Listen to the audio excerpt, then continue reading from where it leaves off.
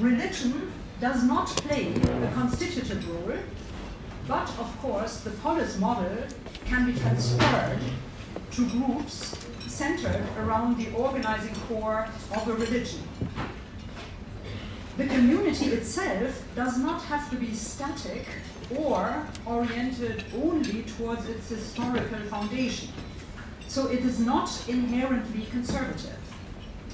But it is marked, as the Kantian British scholar Honora O'Neill says, by an insider ethic. It reflects on the values of its existing ethos in an internal, hermeneutical understanding of ethics. This model is characterized by three core components that are held together in some balance at first, but eventually unhinged through their development after antiquity. The three tendencies that the German philosopher Ludwig Sieb identifies are a teleological system, a polis setting, and thirdly, the internal dimension of conscience. They were held in a productive tension in the antique era. First, the teleological order assumed that all its participants are directed towards inbuilt goals. The second aspect, corresponding to the polis setting, was the understanding of the human being as a zoon politikon. It introduced a historical consciousness arising from dealing with the contingencies of praxis and of diverse agents, requiring a prudential use of reason. So a historical consciousness clearly means you need to make concessions, you need to make adaptations because of different starting points. And that was already a part of antique consciousness. The third dimension is the internal dimension of reflection, which is specified further into the personal capability of conscience. It could still operate within an encompassing natural order and the parameters of the community in antiquity. However, it was already an achievement at that time to keep the three factors together because of the divergent dynamics of each. And modifications in one affected the connection with the others, such as a growing historical consciousness through getting to know new contexts would have an effect on how you would see the human person's internal capability of morality. It could lead to, well, relativization, or it could lead to having a stronger view of what the individual brings. So what were these new developments that affected each factor plus their connection with others? The first one is clearly the teleology, a natural teleology yielded to a mechanic, technological theory of development, and finally to evolution. So 17th century, 19th century. The historical experience, the second factor, of cultural contingency remains, but the limits of the polis are superseded. And thirdly, the autonomy of the individual runs counter to all three predetermined natural, legal, or rational orders. So that is Ludwig Sieb's analysis. So after these intellectual factors that held the nurturing polis together disintegrate, other motives which were also already present in antiquity and that were reinforced by biblical monotheism, such as inner freedom and also internal critique, reappear. And that was in a way mentioned in Jocelyn Cesary's quote of Tönnies with reference to Gemeinschaft and Gesellschaft. The community kind of gives place to society. which is a very different type of sociability. But I want to go to the other kind of pole first, to the individual, before I come to inner freedom, which is one of the factors which has also been promoted by religion. So, crucial changes occur, 4 key terms that we've already encountered. So the social bond of the polis model is replaced by the social contract. Virtues are replaced by legal rules. It creates a framework for individuals ex nihilo without social or historical links that are prior to the contract. It's the contract that is now seen as the origin of the social framework. Before the contract, there were only individuals. Yeah, there weren't communities or traditions. That is the kind of artificial, if you want, assumption of the contract model. It's Paul Ricoeur who points that out, especially. The second element, so not just does the social bond get replaced by the social contract, also the understanding of prudence and of rationality changes. So prudential decisions of practical wisdom, phronesis, become self-interested cleverness. Prudence gets a self-interested slant. Rational increasingly means purposive, instrumental reason, Verstand in Kant's term, or Zweckrationalität. So it's not reason as Vernunft, which is defined in Kant by its outreach towards the unconditioned. Its capacity to ask questions beyond the realm of what can be negotiated. So it asks for what is not at our disposition. That was a strong understanding of reason, but here rational is understood just as cognitive in the contract model. So this model therefore understands the social aspects of human life as a legal framework of strict reciprocity. I give so that you give, do this. However, it provides an important gain in freedom. The sphere of mere legality. Herbert Schnellbach, German philosopher, points that out especially. Namely, it's enough to keep to external rules. You don't have to give inner consent. And that counteracts a possible tyranny of values or virtues in communities where members also have to agree internally, not merely in their external behavior. So it really enables internal critique. It enables a new type of freedom. One has to admit that much. However, religion, of course, and also moral conscience are not required because you don't have an internal reflective dimension of the self. So it can be combined secondarily, of course, with prosperity religion and with also the concept of an electing and condemning God, but it's not constitutive. It doesn't need religion internally.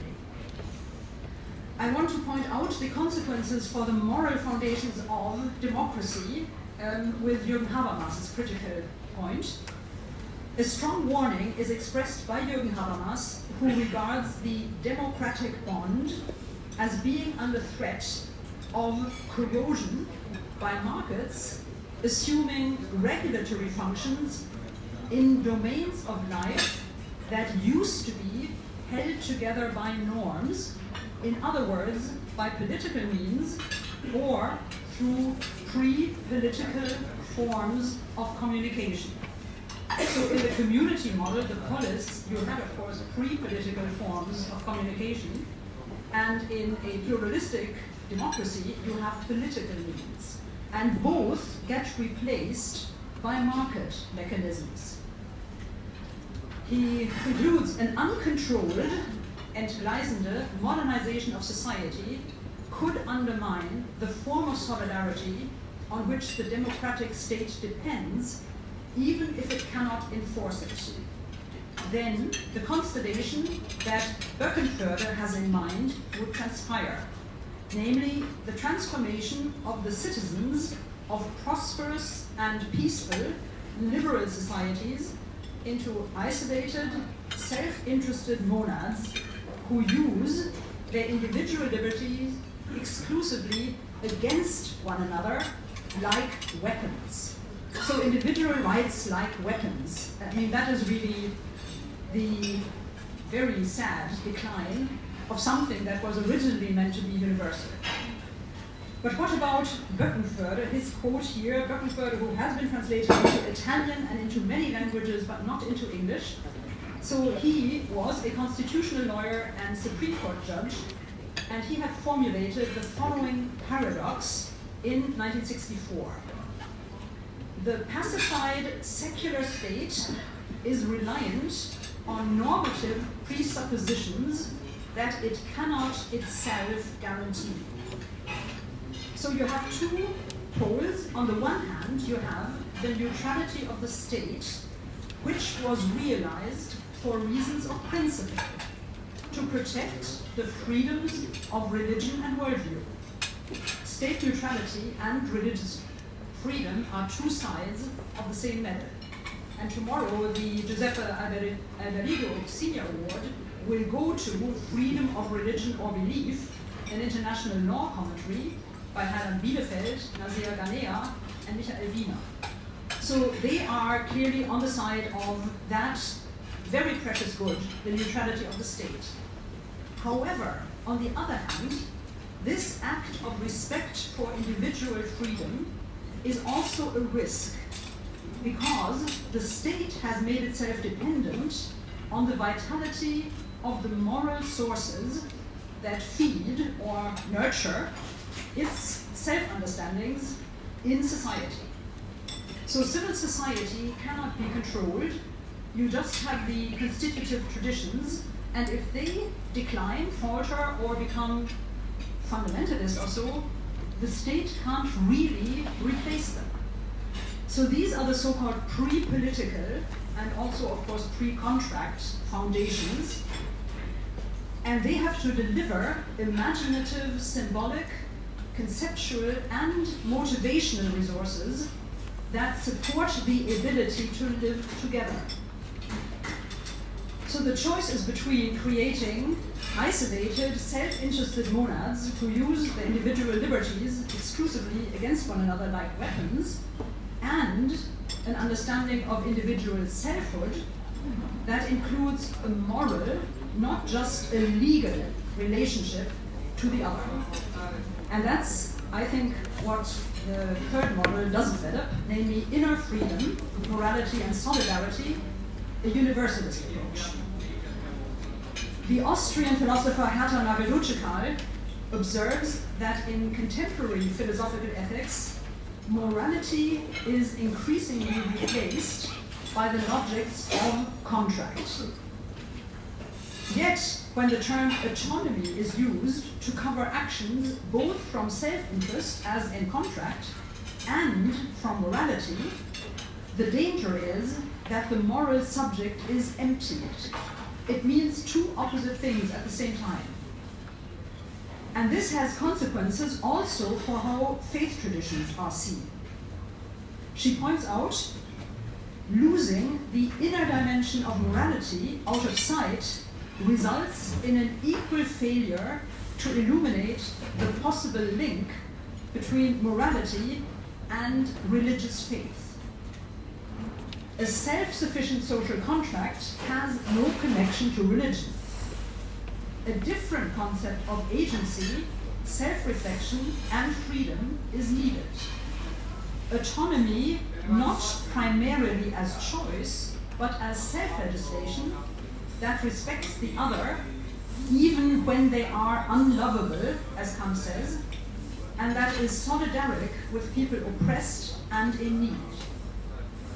If you look at his publication Eternal Peace, it is scathing on conquerors, and it establishes the right of what Hannah Arendt will call the right to go visit, because it allows cosmopolitan relationships to emerge far beyond natural historical communities. So there you have internal morality and universality at the same time. So what's the link to religion?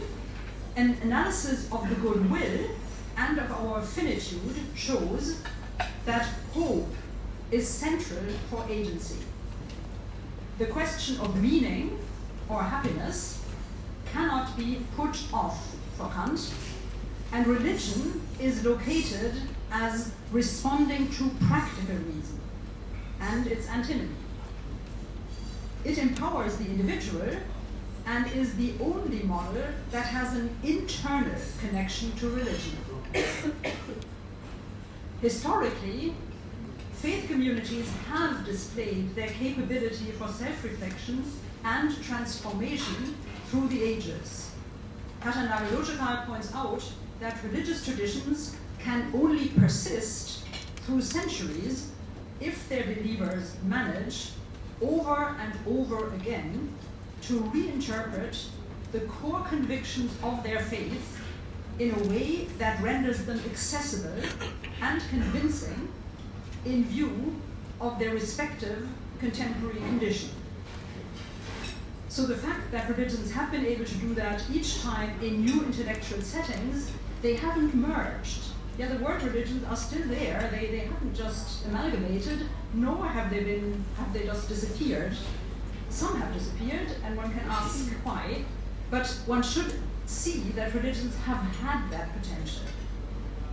So my final part is which concept of religion and which concept of public reason should we choose from among the many concepts that are being put forward. So the contract approach does not need religion, and in Rawls's theory of justice, it hardly plays a role. However, in the context of pluralism, as a lasting feature, Rawls discovers religions in Political Liberalism in 1992. So religions, philosophical and other worldviews are all comprehensive doctrines. His work has elements of all three frameworks. So comprehensive sounds like the polis model, but the difference is that between the different communities in modern society, there is no public exchange envisaged. There is only an exchange in the so-called non-public background culture. The term public, you'll see, is used differently by all three authors. In Theory of Justice, Rawls combines an anthropology of rational choice in the renewed contract model with the famous device of the veil of ignorance. And that secures impartiality, namely the alternative to self-centeredness, or the universalist deontological understanding of morality. And also in the difference principle, clearly, justice as being able to maximize the chances of the most disadvantaged clearly also has elements, is absolutely universalist. Yeah. So it's a mixed model. You can find elements of all three approaches. The key text that political scientists and theologians refer to is very often political liberalism, and that states that at most an overlapping consensus can be achieved. Overlapping can only be seen from above by an observer's view, otherwise you can't identify the areas of overlap. However, the reasons for having this position differ, and of course it only amounts to a minimalist agreement. From the many critiques that this is not sufficient or ambitious enough, I want to let the Chicago feminist theological ethicist Christina Traynor speak. She says, instead of a Venn diagram of two intersecting circles, the awareness of one's own standpoint has to be included in order to gain, quote, 3 dimensions rather than 2. The slightest difference in experience produces a complete reorientation of perspective, because we now see our common elements from entirely different angles. Each of us arrays and interprets them differently. So this is a feminist critique which takes context seriously and self-understandings. I think it shows that only by moving to the participant's perspective can the real, glittering pluralism be made visible. All the facets from different contexts matter when different players agree, for instance on the need for ecological protection. The second understanding of public reason is put forward by Habermas, and for him the contribution of religious traditions to re-energizing the social bond and a normative consciousness, which is being replaced by a logic of the market. So the contribution of these traditions lie in their heuristic and motivating capacities, which their world-disclosing language makes available. Quote, pure practical reason can no longer be so confident in its ability to counteract a modernization spinning out of control, armed solely with the insights of the theory of justice. The latter lacks the creativity of linguistic word disclosure that a normative consciousness afflicted with accelerating decline requires in order to regenerate itself.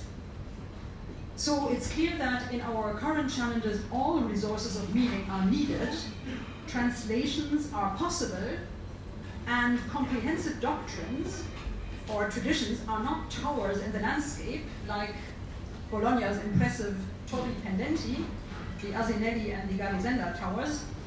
We are all part of a forum. Yeah, we're not in some self-enclosed silos.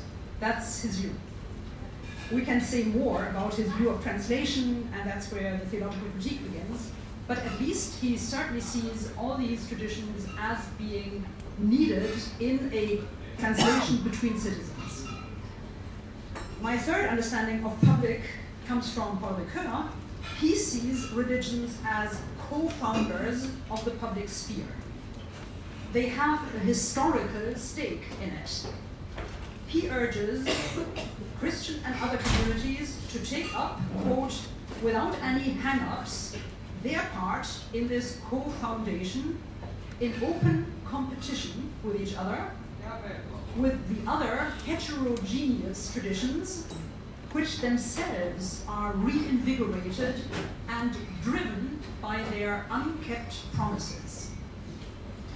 With this point, which the two other approaches do not consider, Ricoeur adds an internal perspective and motivation of believers.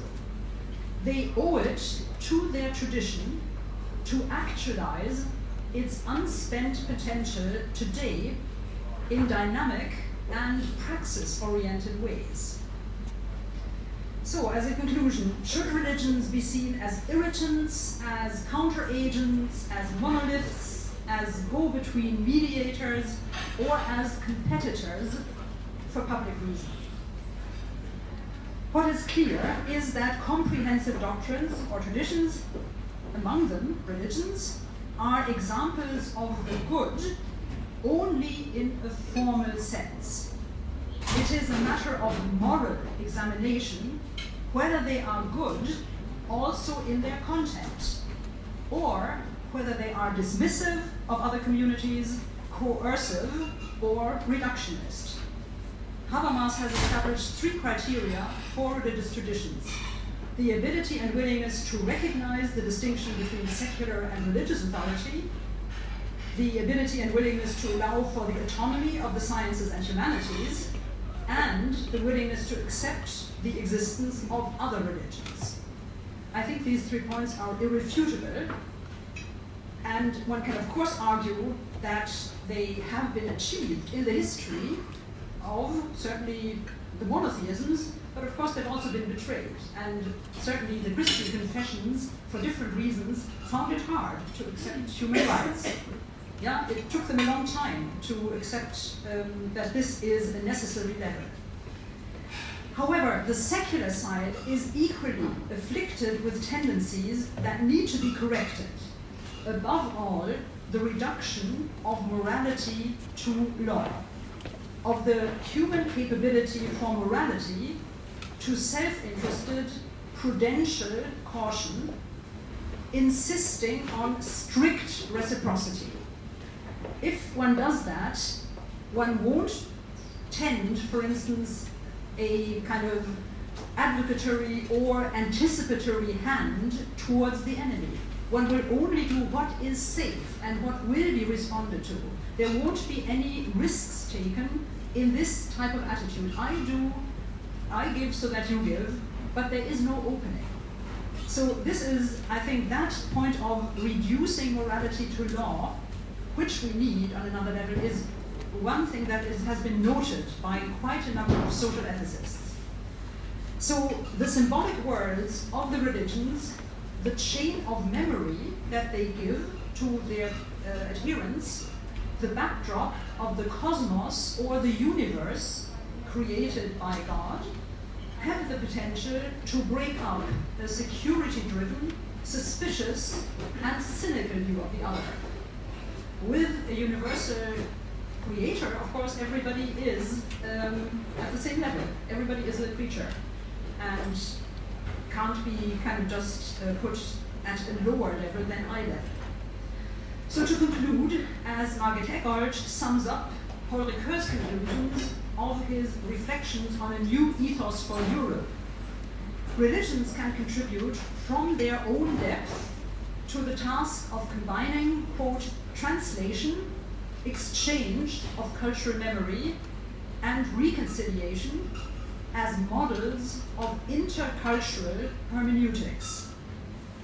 By, quote, setting free the memory of the unkept promises of the past, they can motivate their members to engage in carrying forward the as yet incomplete future of the past. Thanks for your attention.